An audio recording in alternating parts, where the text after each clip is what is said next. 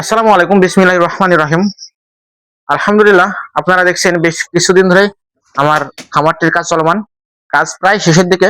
গত ভিডিওতে আপনাদের দেখিয়েছিলাম যে খাবারের পাত্রগুলো কিভাবে তৈরি করছি, শেপগুলো কিভাবে তৈরি করছি।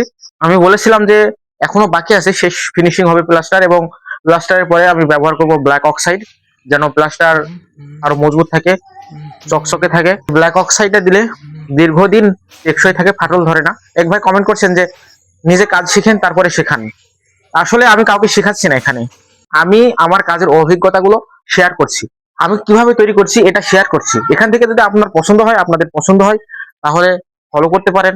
একটা বিষয় মনে রাখবেন, তিনটা জিনিস মানুষকে ধ্বংস করে দেয়: অহংকার, হিংসা এবং লোভ।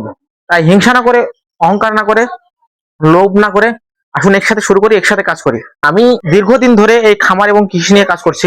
এই পর্যন্ত আসার জন্য আমাকে অনেক ত্যাগ স্বীকার করতে হয়েছে, ধৈর্য ধরতে হয়েছে। আমার এই খামারটি আমি কম খরচে গরুর নিরাপত্তা নিশ্চিত করার মাধ্যমে মজবুত এবং টেকসই করে তৈরি করব। এখানে গরুর নিরাপত্তা নিশ্চিত করাটা খুবই গুরুত্বপূর্ণ। এসেও কম খরচে করা সম্ভব, কিন্তু সেখানে গরুর নিরাপত্তা নিশ্চিত হবে না।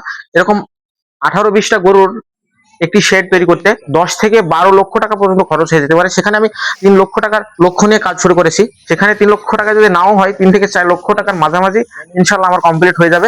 পুরো কাজ কমপ্লিট হয়ে যাওয়ার পরে একটি ভিডিওতে আপনাদের পুরো হিসাব আমি দিয়ে দেবো ইনশাল্লাহ। কাজ প্রায় শেষের দিকে।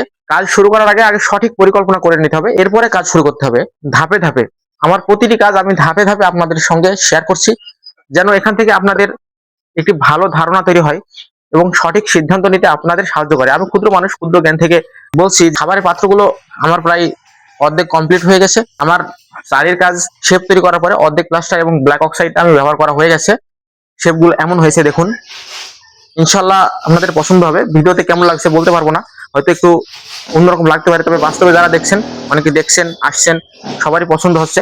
কাজ খুব বেশি বাকি নেই, আর 2 থেকে 3 দিন কাজ করলেই আমার কাজ কমপ্লিট হয়ে যাবে ইনশাল্লাহ।